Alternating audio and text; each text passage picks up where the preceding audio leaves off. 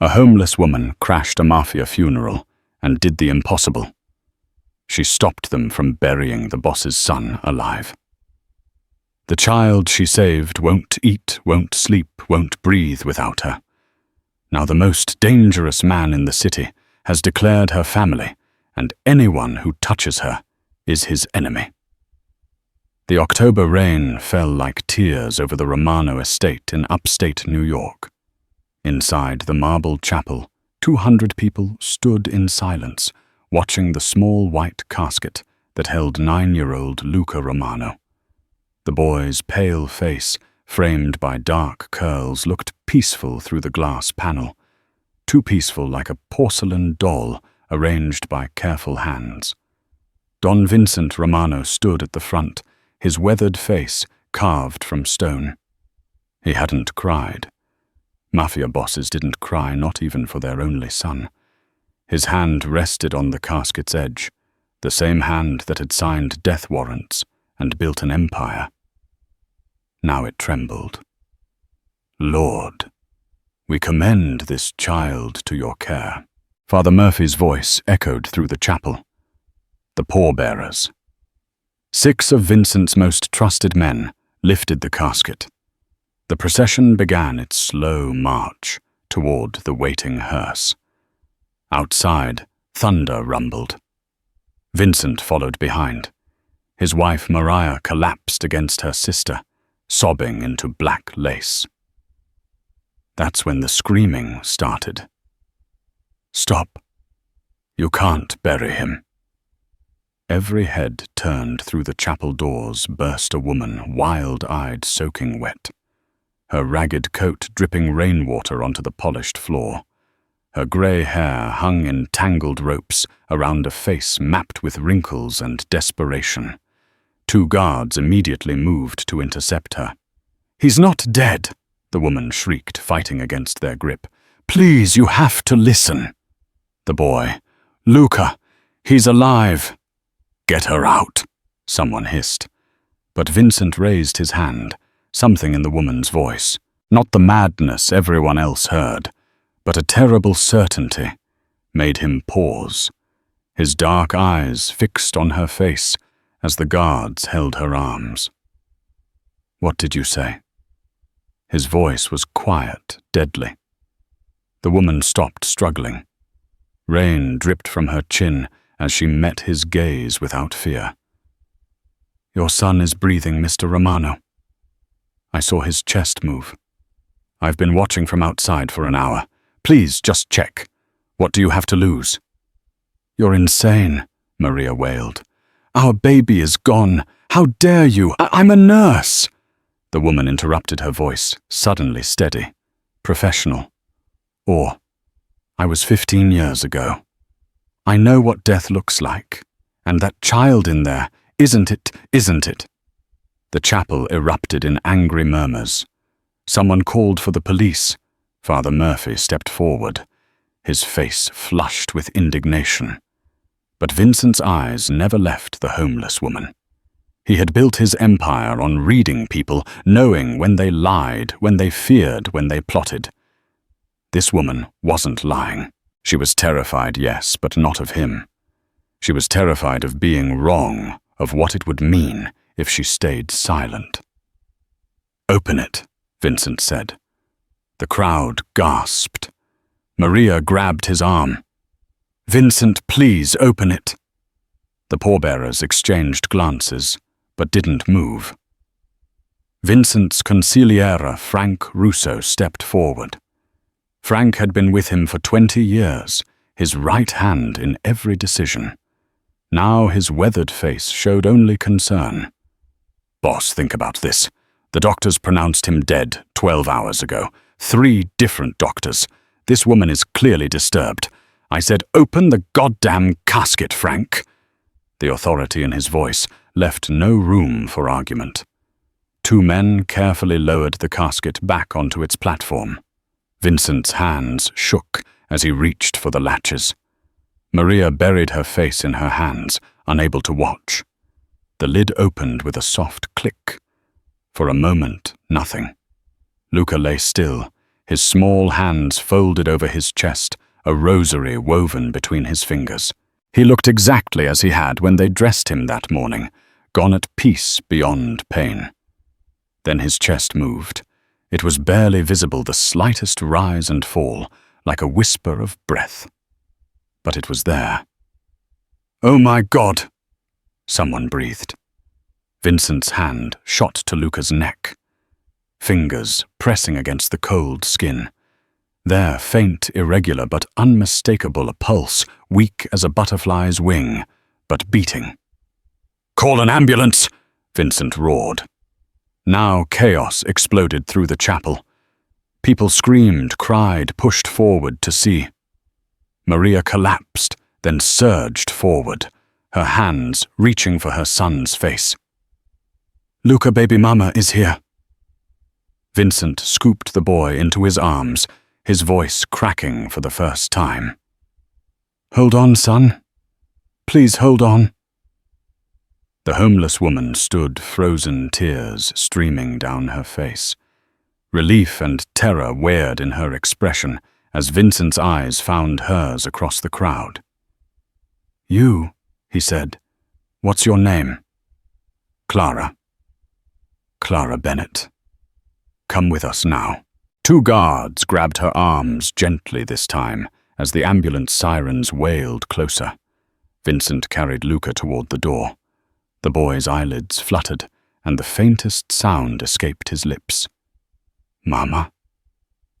Maria sobbed harder, running alongside them. The crowd parted like a wave. But as they rushed out into the rain, Clara caught something no one else noticed.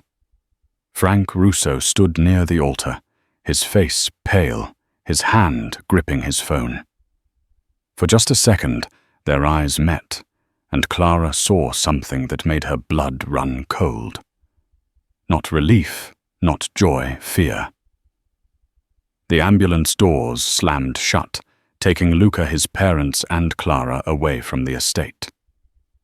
Behind them, the funeral guests stood in the rain, watching the emergency lights disappear down the long driveway. Frank Russo remained in the chapel doorway, his jaw tight. He pulled out his phone and typed a single message. "We have a problem." The hospital room smelled of antiseptic and fear. Luca lay in the bed, oxygen tubes running to his nose machines beeping steadily. The doctors had stabilized him, but they had no answers. Medically induced coma, they said. Severe hypothermia drug toxicity levels inconsistent with any prescribed medication. None of it made sense. Vincent Romano stood by the window watching his son's chest rise and fall. Maria sat beside the bed, clutching Luca's hand, refusing to let go. 3 guards stood outside the door. No one came in without Vincent's permission, except Clara. She sat in the corner, still wearing her wet, ragged coat. The nurses had offered her dry clothes, but she'd refused as if afraid that accepting anything might break whatever fragile protection she had. Her hands twisted in her lap. When the doctor finally left, Vincent turned to face her. His expression was unreadable. "Everyone out," he said quietly. Maria looked up, alarmed. "Vincent, just for a few minutes.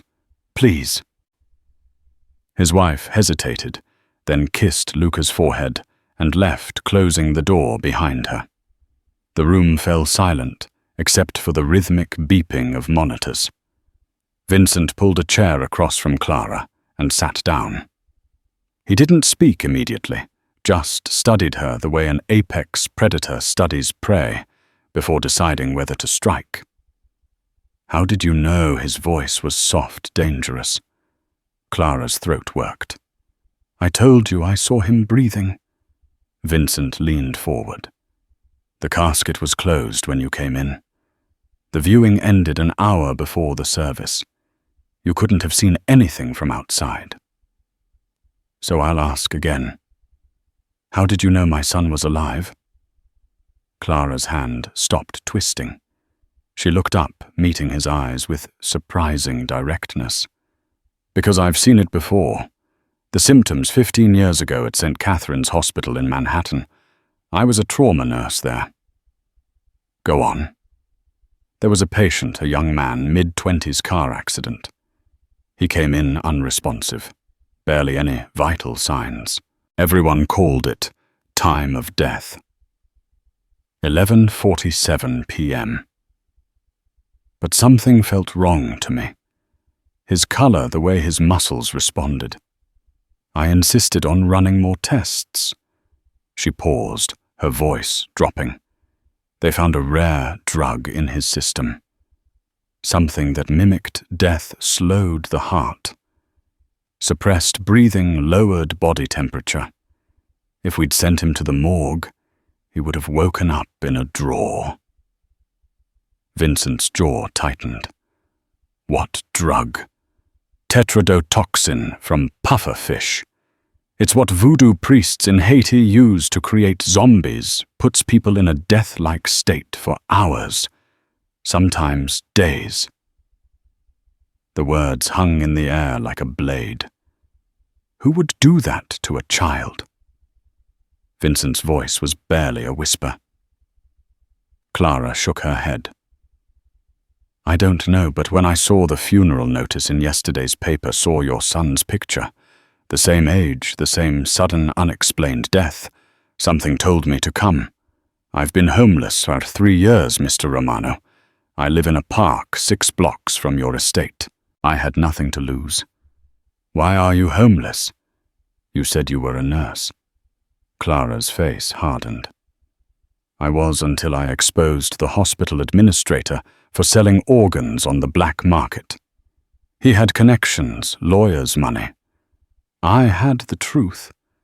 Guess which one won? She laughed bitterly. They destroyed my license, my reputation, called me unstable delusional. My husband left.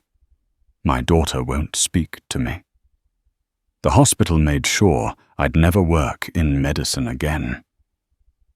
Vincent studied her for a long moment. Everything in his world operated on leverage, on angles, on what people wanted. But this woman wanted nothing from him. She'd risked her life walking uninvited into a Mafia funeral for a child she'd never met. You could have stayed, Slant, he said. I couldn't, Clara whispered. Not again. Not another child. Before Vincent could respond, the door opened. The doctor stepped in, but it was Luca who changed everything. The boy's eyes had opened. Luca. Vincent was at the bedside in an instant, Maria rushing back in behind him. Son, can you hear me? Luca's eyes were glassy, unfocused. His lips moved soundlessly, at first then barely audible. Scary. What's scary, baby? Maria smoothed his hair. You're safe now. You're safe. But Luca's head turned slowly, searching the room. His gaze passed over his parents, over the doctor, until it landed on Clara in the corner. His small hand lifted from the bed, reaching toward her. Lady Clara stood frozen. Vincent and Maria exchanged glances. Luca, sweetheart, that's just... Maria began. Stay. Luca whispered, his eyes locked on Clara. Please stay. The doctor checked the monitors, frowning. His vitals are elevated. We should let him rest. No. Luca's voice grew stronger. Panicked. She stays. She pulled me back. I was falling so dark. But she pulled me back. Vincent's blood ran cold. His son had been unconscious when Clara stopped the funeral. Luca couldn't have known who she was. Couldn't have seen her. Unless something else was happening here. Clara stays, Vincent said firmly. He turned to her, his voice carrying a weight of unspoken promise. You're under my protection now. Whatever you need. Food, clothes, a place to stay. You saved my son's life. That means your family." Clara's eyes filled with tears. She nodded silently. But as relief flooded the room, neither of them noticed the surveillance camera in the corner, or the man watching the feed from another room. Frank Russo stood in the hospital administrator's office, his phone pressed to his ear. "She knows about tetrodotoxin," he said quietly. "Yes, I understand. It'll be handled." He ended the call and stared at the screen, showing Clara and the Romano family. His hand moved to the gun beneath his jacket. Some problems he knew didn't go away on their own. The Romano estate felt different when they returned 3 days later. Luca was still weak, but the doctors cleared him to recover at home with round-the-clock nursing care. Vincent had converted the East Wing into a private medical suite, complete with monitoring equipment and 2 nurses who'd signed ironclad confidentiality agreements, and Clara, who refused to leave Luca's side. She'd been given a room next to his new clothes and a salary as his personal caretaker. But the look she received from Vincent's men told her exactly what they thought of the arrangement. On the 4th night, Vincent called a meeting in his study. 12 men sat around the mahogany table, his captains, his most trusted soldiers, the core of his organization. Frank Russo sat at his right hand, as always. Vincent poured himself a glass of whiskey, not offering any to the others. "Gentlemen, I want to thank you for your patience during this difficult time. My son is alive because of a miracle. But I didn't call you here to celebrate." He set the glass down hard enough to make several men flinch. "I called you here because someone tried to murder my boy." The room erupted in angry denials, shocked exclamations. Vincent let them talk for exactly 10 seconds before slamming his fist on the table. Silence. The room fell quiet. The toxicology reports came back today. Tetrodotoxin, a paralytic poison that simulates death. It was in Luca's system for at least 6 hours before the funeral. The doctors say another hour in that casket, and his brain would have been permanently damaged. Vincent's voice dropped to a deadly whisper. "Someone in my house poisoned my 9-year-old son, and hoped we'd bury him alive." Tony Marcello, one of the older captains, leaned forward. "Boss, you think it was an inside job?"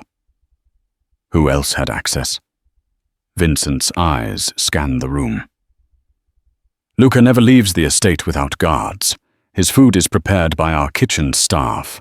His medicine is handled by Frank," someone muttered. All eyes turned to the consigliere. Frank's face remained impassive, but a muscle twitched in his jaw. "Frank personally oversees Luca's medication," Vincent said carefully. "Has for years since the boy's asthma started. Frank's been like an uncle to him. And Frank was awful quick to try and stop you from opening that casket." Tony added his voice casual, but his eyes sharp. Frank's chair scraped back. "You accusing me of something, Tony, I'm just saying what everyone's thinking." "Enough." Vincent's voice cut through the tension. "I'm not here to point fingers without proof, but someone in this organization wanted my son dead. Maybe to hurt me, maybe to take over. Maybe for reasons I haven't figured out yet." He looked at each man in turn. "I want names. Anyone who's been acting strange. Anyone who's had money problems. Anyone who's been in contact with our enemies. What about the homeless woman?" asked Jimmy the Knife. "Castellano, a young hothead from Brooklyn. She shows up out of nowhere, stops the funeral. Suddenly, she's living in your house. That doesn't strike anyone else as convenient." Several men nodded. "Clara Bennett saved my son's life," Vincent said coldly. "Or maybe she poisoned him first. Jimmy pressed. Think about it, boss. She knew exactly what drug it was. She knew when to show up, and now she's got access to everything. Your home, your family, your business. That's ridiculous, Frank said, but his voice lacked conviction. She's been homeless for years. Perfect cover, Jimmy continued. Who'd suspect her? She waltz in, plays hero, gets into your inner circle. Now she's watching everything we do. Vincent's hand tightened on his glass. Are you suggesting the feds planted her? I'm suggesting we don't know anything about this woman except what she told us. And what she told us is that she's an expert on the exact poison used on your kid. Jimmy shrugged. I'm just saying, boss. It's worth checking out. Murmurs of agreement rippled through the room. Vincent stood, and the murmurs died instantly. Here's what's going to happen, Marco. He pointed to his head of security. You dig into Clara's past everything. Confirm her story. Find out where she's been, who she's talked to, whether anyone's paid her recently. Yes, boss. Tony, Jimmy. You two investigate the kitchen staff, the guards, anyone who had access to Luca's food or medicine in the last month. I want backgrounds, phone records, bank accounts. What about me? Frank asked quietly. Vincent looked at his oldest friend, the man who'd stood beside him through 20 years of war and peace. You find out who our enemies are courting. The Calabri's family, the Russians, the Irish. Someone made a move. Someone thought killing my son would weaken me. I want to know who. Frank nodded slowly. Consider it done. As the meeting broke up, the men filed out in small groups, their voices low and suspicious. Jimmy lingered near the door, talking to two younger soldiers. Vincent caught fragments. Don't trust her. Too convenient. Probably working with someone inside. Frank remained seated until everyone else had left. You really think Clara's innocent? He asked. Vincent moved to the window overlooking the garden. Below he could see Clara walking with Luca, the boy's hand in hers, his laughter drifting up through the glass. It was the first time he'd heard his son laugh since before the death. I think Vincent said slowly that someone wanted my boy dead, and Clara stopped it. Whether she knew about the plot beforehand or not, that's what I need to find out. And if she's guilty. Vincent's reflection in the glass showed no emotion. Then I'll kill her myself. After Frank left, Vincent pulled out his phone and dialed a private number. It rang 3 times before a gruff voice answered. Detective Morrison, it's Vincent Romano. I need a favor. Off the books. Down in the garden, Clara felt eyes watching her from every window. She pulled Luca closer, her instincts screaming danger. She'd saved the boy's life, but she was starting to wonder if in doing so, she'd signed her own death warrant. Luca refused to eat. For 2 days, the boy pushed away trays of his favorite foods: spaghetti carbonara, chicken parmesan, chocolate gelato. The nurses tried coaxing him. Maria begged. Vincent's voice grew stern, then desperate. Nothing worked until Clara walked into the room. Hey, kiddo, she said softly, pulling a chair beside his bed. I heard you're on a hunger strike. Luca's dark eyes, so much like his father's, found hers. I'm not hungry, liar. Clara smiled. Your stomach's been growling for the past 10 minutes. I could hear it from the hallway. A tiny smile tugged at Luca's lips. Maybe a little hungry, just a little. Clara picked up the fork, twirled some pasta around it. This looks pretty good. Shame to waste it. She pretended to take a bite herself. That's mine, Luca protested. Oh, you want it now? Clara held the fork just out of reach. I thought you weren't hungry. Give it. Luca lumbed forward, laughing. Actually laughing, and Clara let him grab the fork. He ate 3 bites before realizing what she'd done.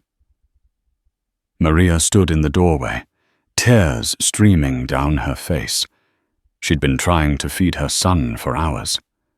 This homeless woman had done it in 30 seconds. Vincent watched from the hallway, his expression unreadable. The pattern continued. Luca would only take his medicine if Clara measured it, would only sleep if she sat beside his bed, would only go for walks if she held his hand. The boy, who'd been distant and quiet before his death, now clung to Clara like she was his lifeline. Why her? Maria asked Vincent one night, her voice breaking. I'm his mother. Why won't he let me help him? Vincent had no answer. He watched through the window as Clara read to Luca in the garden, the boy's head resting on her shoulder.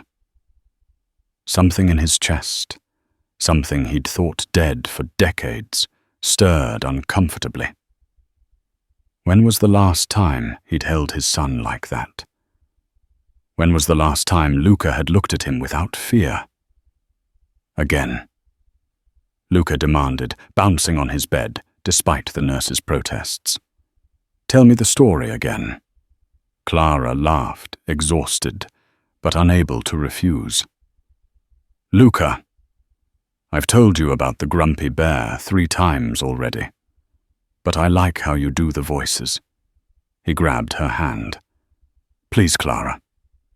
She couldn't say no to those eyes, as she launched into the tale again, making exaggerated bear growls that sent Luca into fits of giggles. She didn't notice Vincent standing in the doorway. He'd been there for 15 minutes just watching.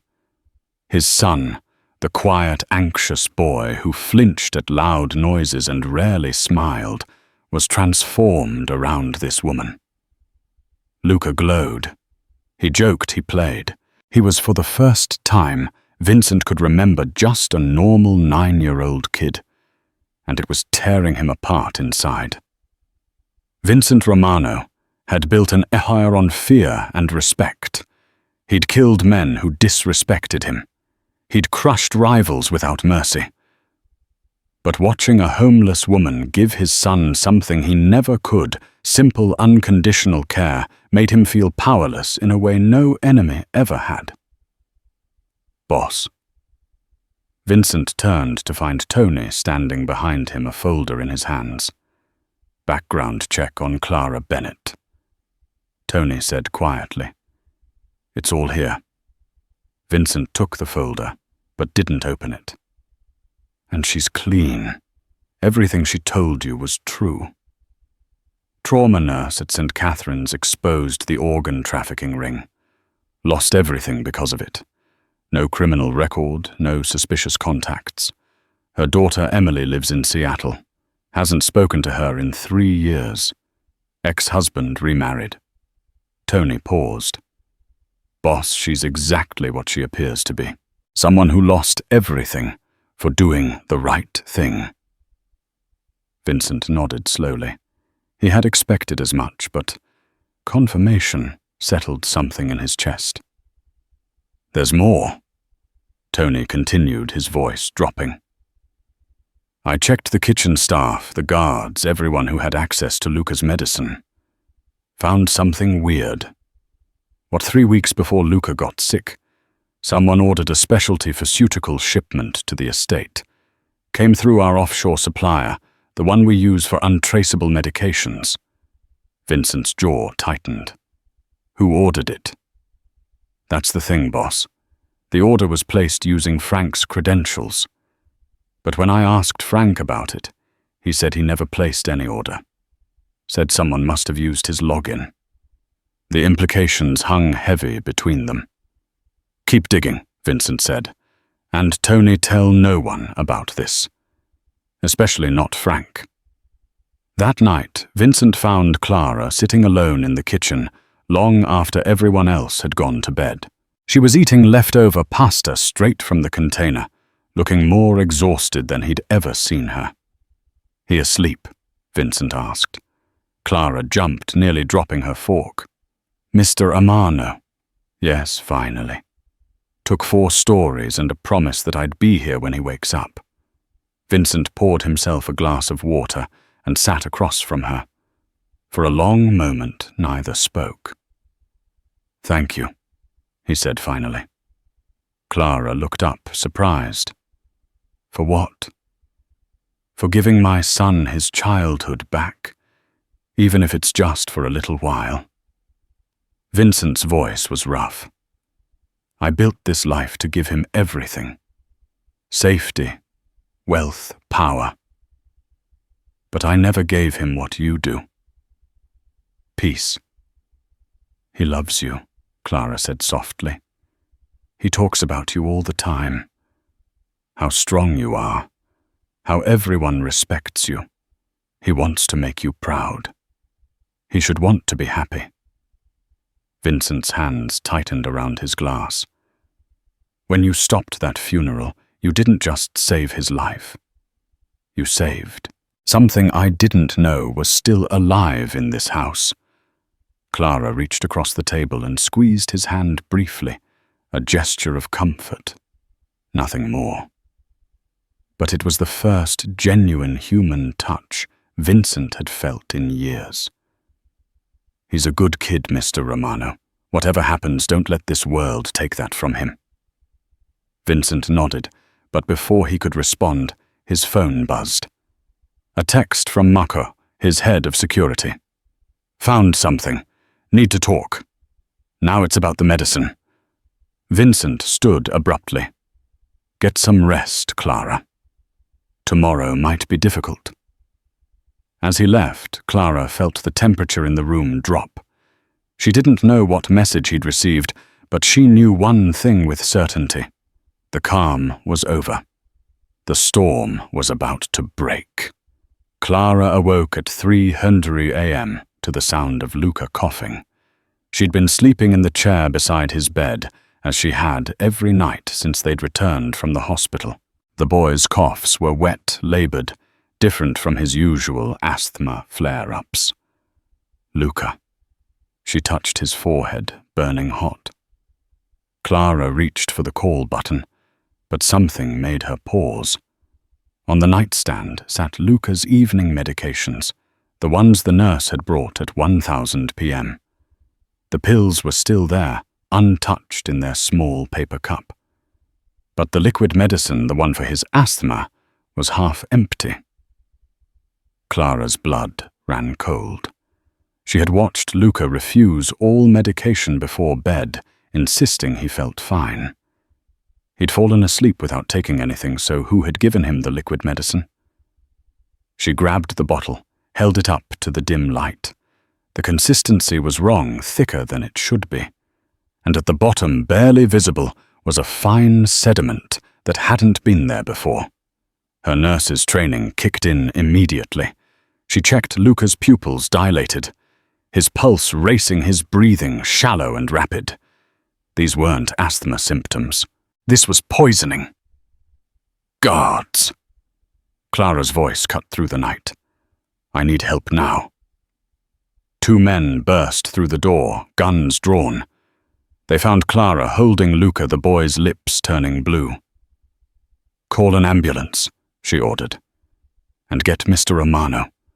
Someone's poisoned him again." 30 minutes later, the estate was in chaos. EMTs worked on Luca in his room, while Vincent stood over them, his face a mask of barely controlled rage. Maria sobbed in the corner, and Clara stood by the window, clutching the medicine bottle like evidence. "What happened?" Vincent's voice was deadly quiet. "Someone tampered with his asthma medication," Clara said. "Look at the sediment. That's not supposed to be there. And the consistency is wrong. Someone added something." Frank Russo appeared in the doorway, his shirt half buttoned, as if he'd dressed in a hurry. "What's going on?" "Someone tried to kill my son again," Vincent said. "In my house, under my protection." The EMTs loaded Luca onto a stretcher. He was breathing easier now. Clara had forced him to vomit immediately, purging most of whatever he'd ingested, but he needed hospitalization. As they wheeled him out, Vincent grabbed Clara's arm. "You're coming with us. And you," he pointed at Frank. "You find out who had access to that medicine. I want names in an hour." The hospital became a fortress. Vincent stationed guards at every entrance, every hallway, every window. No one came near Luca without being searched and verified. Clara sat beside the boy's bed, watching the monitors. The doctors said he'd be fine. She'd caught it early enough. But the fear in their eyes told her what they wouldn't say out loud. 2 attempts in 2 weeks meant someone was desperate. And desperate people made mistakes. She thought back to the medicine delivery.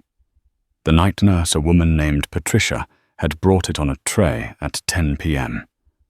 Standard procedure. But Patricia had been hired just a week ago, right after Luca came home from the hospital. Too convenient. Clara's instincts screamed at her.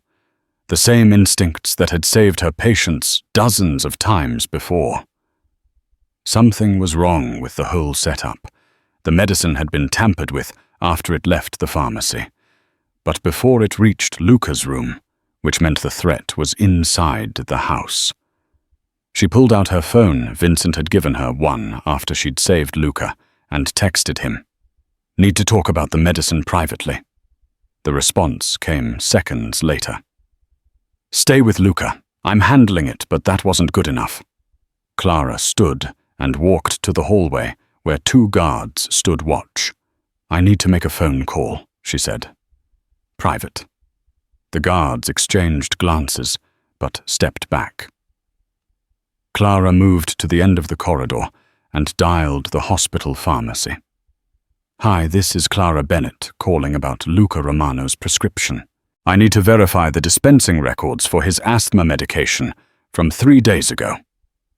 The pharmacist, a kind older man named Ed, pulled up the records. "Let's see. Albuterol solution prescribed by Dr. Kendrick, filled on the 15th at 200 p.m., picked up by Frank Russo at 2:30 p.m. Clara's heart stopped. Frank picked it up personally. "Yes, ma'am." "Signed for it and everything." "Is there a problem?" "No, Claret. Just double-checking." "Thank you." She hung up her hands, shaking. Frank had personally picked up the medicine that poisoned Luca. Frank, who Vincent trusted completely. Frank, who had tried to stop the funeral. Frank, who always seemed to be in the right place at the wrong time. Clara's mind raced. If she told Vincent, would he believe her? Frank had been his right hand for 20 years. She was a homeless woman who'd been in their lives for less than 2 weeks. But if she stayed silent and Luca died... Before she could decide, her phone buzzed. A text from an unknown number. "Stop asking questions or you'll end up like the boy. You've been warned." Clara's blood turned to ice. Someone was watching her. Someone knew she was digging. She looked up and down the corridor. The guards stood at their posts. Nurses moved between rooms. Everything looked normal, but nothing was normal. She hurried back to Luca's room and locked the door behind her. The boy slept peacefully, unaware of the danger swirling around him. Clara sat in the chair, her body positioned between Luca and the door. Her phone buzzed again. Another text from the unknown number. "The boss's men are meeting right now. They want you gone. They think you're the threat. Tick-tock, Clara." At the Romano estate, Vincent's remaining captains gathered in his study. Jimmy the Knife spoke first, his voice sharp with frustration. "Boss, with all respect, this woman is a problem. 2 poisonings since she showed up. She's the only new variable. She saved Luca both times, Vince countered. Or she poisoned him and played hero to get close to you, Tony said carefully. Look, I know you're grateful, but think like a boss, not a father. She appears out of nowhere, knows about the poison, gets access to everything. Now Luca won't take medicine unless she gives it. That's control, Vincent. That's manipulation. Other men nodded in agreement. Get rid of her, Jimmy pressed, before she gets your kid killed for real. Vincent's jaw tightened. Every instinct told him Clara was innocent. But his men he trusted for years, were unanimous. And in his world, unanimous voices usually meant something. I'll handle it, Vincent said quietly. The men filed out, satisfied. But as the door closed, Vincent pulled out his phone and looked at Clara's text again. Need to talk about the medicine privately. She'd found something. He was sure of it. The question was, who would she accuse, and would Vincent believe her when she did? 3 days later, Luca was strong enough to come home. Vincent insisted on a family dinner to celebrate something they hadn't done in months. The dining room table was set for 8, Vincent and Maria at the heads. Luca and Clara on one side, Frank and Tony on the other, with 2 empty chairs for guards who stood by the doors instead. Clara hadn't wanted to come. The threatening texts had continued, each one more specific. You're dead. Leave before it's too late. No one will miss a homeless junkie. But Luca had begged her to attend, and she couldn't say no to those eyes. Now, sitting across from Frank Russo, she felt like a rabbit at a wolf convention.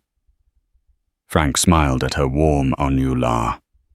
Clara, you look lovely. New dress? Mrs. Romano gave it to me.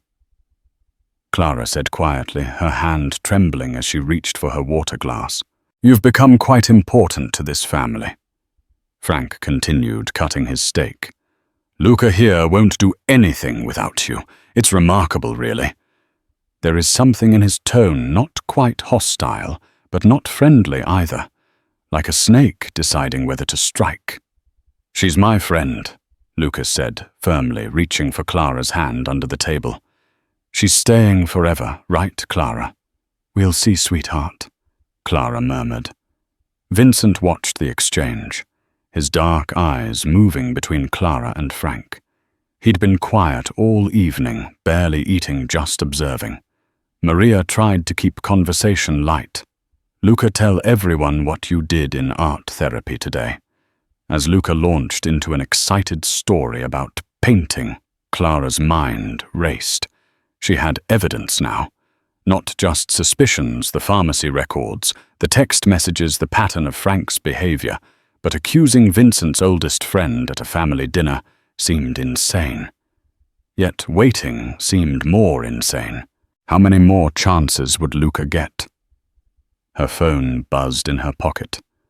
Another text. Shut up and eat your dinner. Last warning. Clara looked up sharply.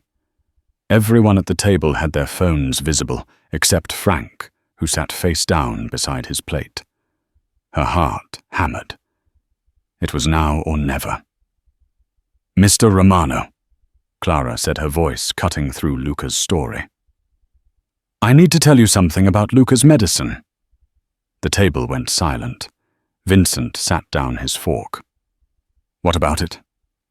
I checked with the hospital pharmacy. The asthma medication that poisoned Luca, the one from 3 days ago, was personally picked up by Frank. Frank's smile didn't waver. Of course I picked it up. I always handle Luca's prescriptions. You know that, Vincent. But the medicine was tampered with. Clara pressed. Between the pharmacy and Luca's room, someone added something to it. And you are the only one who had possession of that bottle. That's a serious accusation, Frank said calmly, but his knuckles whitened around his knife. Tony leaned forward. Clara. Are you saying I'm saying someone in this house tried to kill Luca twice, and every time Frank was the one? Handling his medication, Clara pulled out her phone, her hands shaking. I've also been receiving threatening texts, telling me to stop asking questions, telling me to leave or die. She slid the phone across the table to Vincent. He read the messages, his face darkening with each one. Anyone could have sent those, Frank said. This is ridiculous, Vincent. She's paranoid. The last text came 5 minutes ago. Clara interrupted during dinner. Everyone's phones are visible on the table except yours. Frank, yours is face down. Frank's smile finally cracked. So what? I put my phone down during dinner. That's called manners.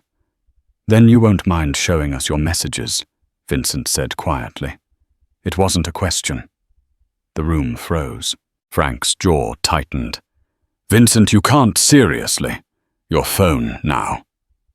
For a long moment, Frank didn't move. Then something shifted in his expression. The mask slipping, revealing something cold and calculating beneath. You want to know the truth? Frank stood slowly, his chair scraping back. Fine. Yes, I've been trying to protect you from this woman. She's playing you, Vincent. She poisoned your son, then played hero. Classic manipulation. That's a lie. Clara stood as well. You picked up the medicine. I picked up medicine that was already tampered with. Frank's voice rose. Someone got to it before me, and I've been trying to figure out who. But you, he pointed at Clara. You show up conveniently. You know exactly what poison was used. You insert yourself into this family. And suddenly Vincent's so grateful. He can't see what's right in front of him. Frank. Vincent's voice was ice. Sit down.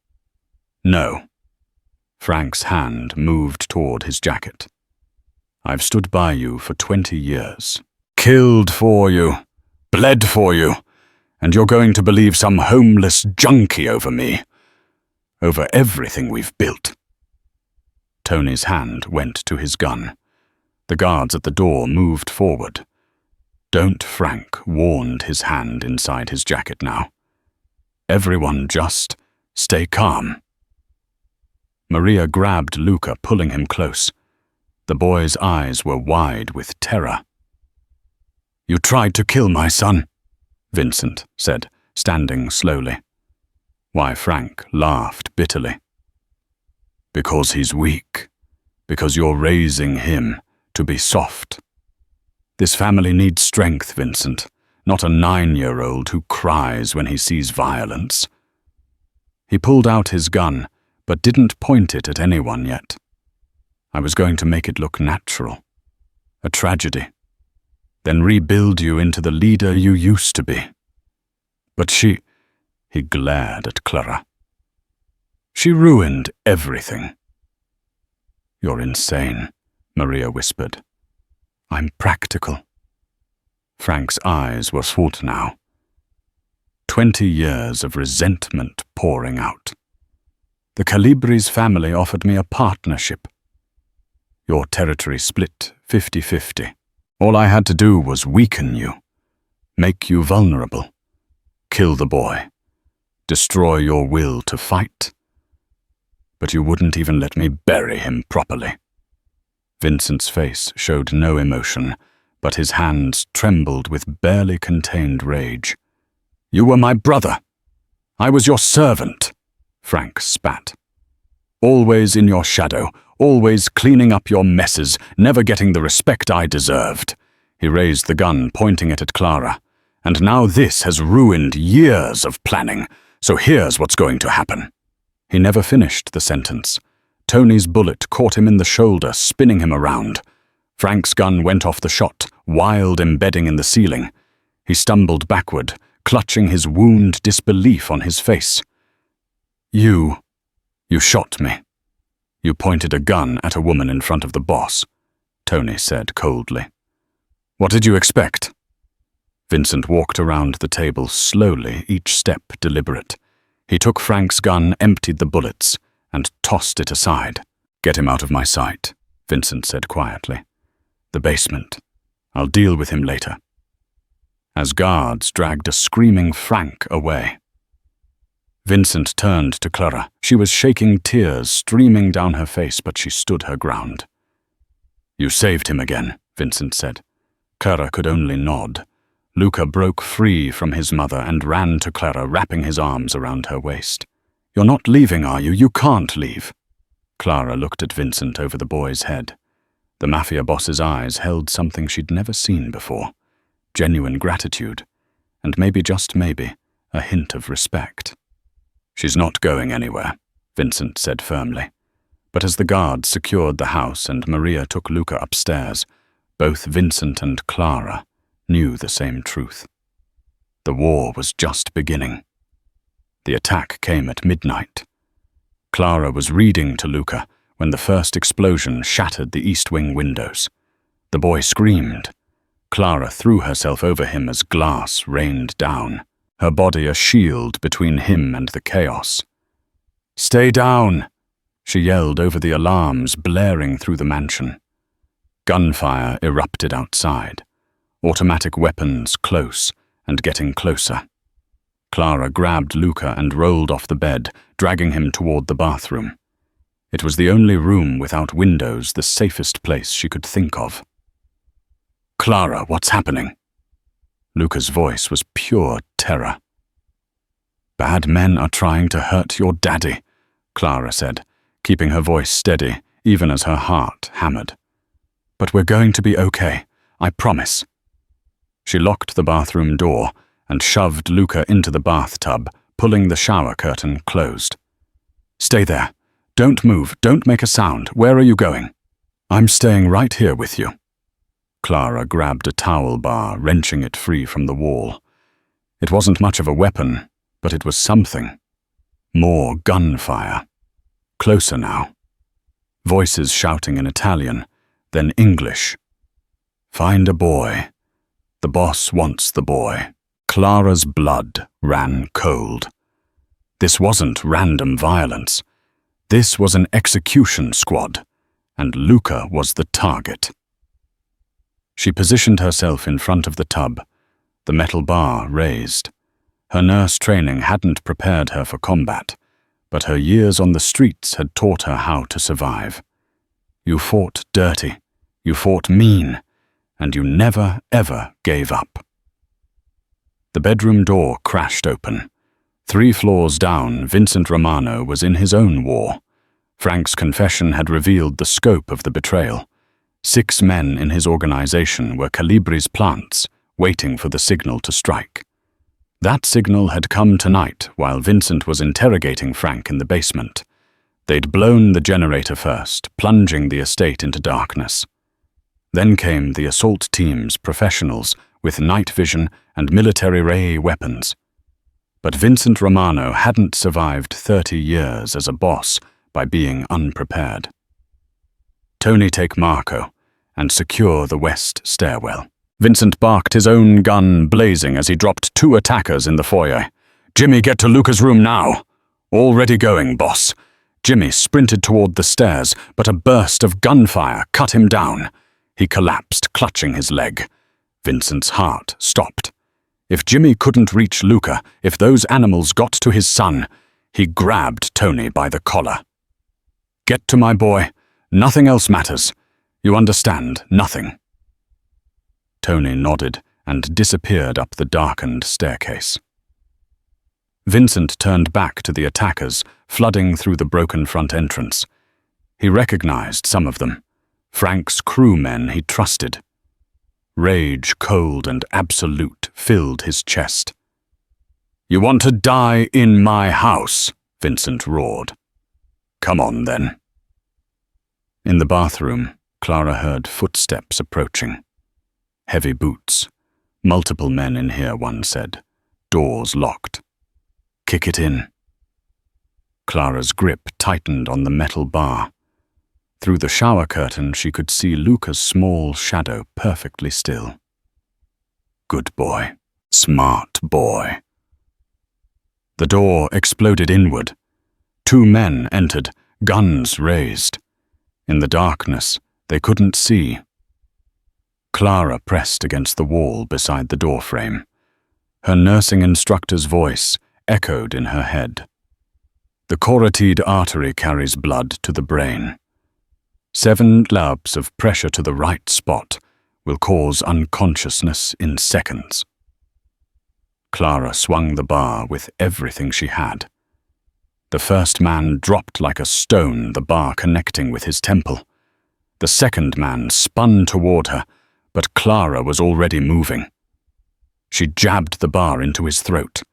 Not enough to kill, but enough to send him choking to his knees. She grabbed his gun, her hands shaking so badly she nearly dropped it. "Clara!" Luca's terrified voice came from the tub. "Stay there." She aimed the gun at the doorway, her finger on the trigger. More footsteps running. Then Tony's voice. "Clara, it's Tony. Don't shoot." "How do I know it's really you?" Clara called back. "Because the boss will kill me if anything happens to you or the kid. And because I'm on your side. God damn it." Clara lowered the gun slightly as Tony appeared in the doorway, his weapon drawn. He saw the 2 men on the floor and whistled low. "Remind me never to piss you off. Is it over?" "Not yet." Tony moved to the tub, checking on Luca, but the boss is handling it. Well, you'll see. Vincent stood in the ruined foyer, surrounded by bodies. Some were his enemies. Some had been his men traitors who'd chosen Frank and the Calabrese family over loyalty. The survivors knelt before him, hands zip-tied behind their backs. For men who bet on the wrong horse. "Please, boss," one begged. "Frank made us do it. He said you were getting weak." He said I was weak because I loved my son. Vincent finished quietly. Because I showed emotion, because I wasn't willing to sacrifice my family for power. He walked along the line of kneeling men, his gun loose in his hand. "You know what's funny? Frank was right about one thing. I did change when Luca was born. I did get soft." He stopped looking at each man in turn. "But tonight you reminded me what I really am, what I've always been." He raised his gun. "I'm the man who survives for shots for bodies hitting the floor." The remaining guards stood in shocked silence. Vincent had always delegated his violence before kept his hands clean. But tonight he wanted everyone to see. He wanted the message clear. "Anyone else want to question my strength?" Vincent's voice echoed through the mansion. "Anyone else think my son makes me weak?" Silence. "Good." Vincent holstered his weapon. "Clean this up. I want every traitor identified by morning, and I want Frank Russo brought to my study, alive." As his men scrambled to obey, Vincent climbed the stairs toward Luca's room. His suit was splattered with blood. None of it his. His hands were steady now, the trembling rage replaced by cold certainty. He found Tony, Clara, and Luca in the hallway. Clara still held the gun, her body positioned protectively in front of the boy. When she saw Vincent, she started to lower it, but he shook his head. "Keep it," he said. "You've earned the right to protect yourself." Then he knelt in front of his son. Luca's eyes were red from crying, but he was alive, safe. "Papa," Luca whispered. "I was scared. I know, son, but Clara kept you safe. She's family now. Do you understand? Anyone who touches her, touches us." Vincent stood and looked at Clara in her borrowed dress and bare feet, holding a gun with trembling hands. She looked nothing like the warriors he usually surrounded himself with, but she'd fought for his son. She'd risked her life without hesitation. "You asked me once if I believed you were innocent," Vincent said quietly. "Ado. And after tonight, everyone else will too." Behind them, the mansion burned in places, shattered in others. Outside, sirens wailed as corrupted police stayed away, and ambulances came for the wounded. The Romano Empire had been attacked, had nearly fallen, but it had survived. And everyone would know the Dawn's son was untouchable, and so was the woman who'd saved him. 3 weeks later, Vincent Romano called a meeting in the grand hall of his estate. Every captain, every soldier, every associate who worked under the Romano name gathered. The repairs from the attack were still ongoing. Scaffolding covered the east wing. New windows gleamed in the morning sun, but the family was whole again, stronger than before. Clara stood at the back of the room, uncomfortable in the tailored suit Maria had insisted she wear. She didn't belong here among these dangerous men with their expensive watches and calculating eyes. But Luca held her hand, refusing to let go, and that made all the difference. Vincent stood at the front, his presence commanding absolute silence. Beside him on a chair, everyone could see, sat Frank Russo, bound, beaten, but alive. "Gentlemen," Vincent began his voice, carrying through the hall. "We're here to settle accounts. 3 weeks ago, my consigliere, my brother in everything but blood, tried to murder my son. He conspired with the Calibri family. He planted traitors in our organization. He nearly destroyed everything we built." Frank stared at the floor, his spirit broken. "The Calibri family thought killing my boy would weaken me. They thought grief would make me vulnerable. They were wrong." Vincent's eyes swept across his men. "Grief didn't weaken me. It reminded me what I'm fighting for. Not territory, not money, family." He gestured to Tony. "Bring them forward." The doors opened, for men were escorted in Calibri's captains, captured during the attack. They looked terrified, as well they should be. These men paid for their betrayal with information. Vincent continued. "Bank accounts, safe houses, drug routes, everything. The Calibri's family is finished in New York. Their territory is ours. Their men are scattered." And their boss, Vincent, smiled coldly. "Let's just say he won't be making any more deals." Murmurs of approval rippled through the crowd. Vincent turned to Frank.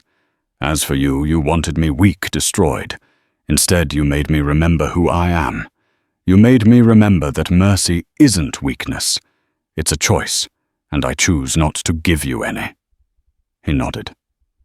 2 guards dragged Frank to his feet and out of the hall. Everyone knew Frank wouldn't leave the estate alive. Some betrayals couldn't be forgiven. When the doors closed behind them, Vincent's expression softened slightly. He beckoned Clara forward. "Clara Bennett," he said. "Come here." Clara's legs felt like water. Lucas squeezed her hand encouragingly as she walked to the front of the hall, every eye on her. Vincent placed his hand on her shoulder. "This woman saved my son twice. Once at his funeral when doctors and family had given up hope, and once during an attack when trained killers came for him. She had no weapons, no training, no reason to risk her life. But she did it anyway, because that's who she is." He turned to address the room. "Clara Bennett is under my protection now. She is family. Anyone who touches her touches me. Anyone who threatens her threatens my son. Spread the word. She walks in this city with the full weight of the Romano name behind her. The room erupted in applause, not polite applause, but genuine respect. These men understood loyalty. They understood sacrifice, and Clara had proven herself in blood. Furthermore, Vincent continued. Clara will be Luca's guardian. She'll live here on the estate with full access and full authority over my son's care. What she says regarding Luca is law. Maria stepped forward, smiling through tears. Welcome to the family, Clara. Clara couldn't speak. Tears streamed down her face as the reality hit her. 3 months ago, she'd been sleeping in Central Park, eating from trash cans invisible to the world. Now she had a home, a purpose, a family. After the meeting ended, Vincent found Clara in Luca's room. The boy was showing her his comic book collection, chattering excitedly about superheroes and villains. "Can I talk to you?" Vincent asked. "Alone." Luca pouted but accepted Maria's suggestion of cookies in the kitchen. When they were alone, Vincent pulled out an envelope. "What's this?" Clara asked. "Your daughter's address in Seattle and 2 plane tickets, one for you, one for her. If you want to rebuild that bridge." Clara's hands shook as she opened the envelope. "How did you? I can't give you back the years you lost. Can't erase what they did to you." Vincent's voice was gentle. "But I can give you a chance to start over with resources, with protection, with proof that you were right all along." He handed her another folder. "Complete documentation of the organ trafficking ring you exposed. New evidence enough to reopen the case and clear your name." Clara looked up at him, stunned. "Why would you do this?" "Because you saved my son. Because you're a good person in a world that punishes good people." Vincent smiled, a real smile, rare and genuine. "And because Luca needs you, we all do." That evening, Clara sat in the garden with Luca reading him another story. The autumn air was crisp, carrying the smell of Maria's cooking from the kitchen. Guards patrolled the walls, but for once, Clara felt safe. Clara. Luca looked up at her. "Are you happy here?" She thought about her old life, the cold nights, the hunger, the loneliness. Then she thought about this strange new family that had adopted her. A Mafia boss who trusted her with his only son. A boy who looked at her like she hung the moon. A second chance she'd never dared hope for. "Yes, sweetheart," Clara whispered, pulling him close. "I'm home." And for the first time in 3 years, she meant it.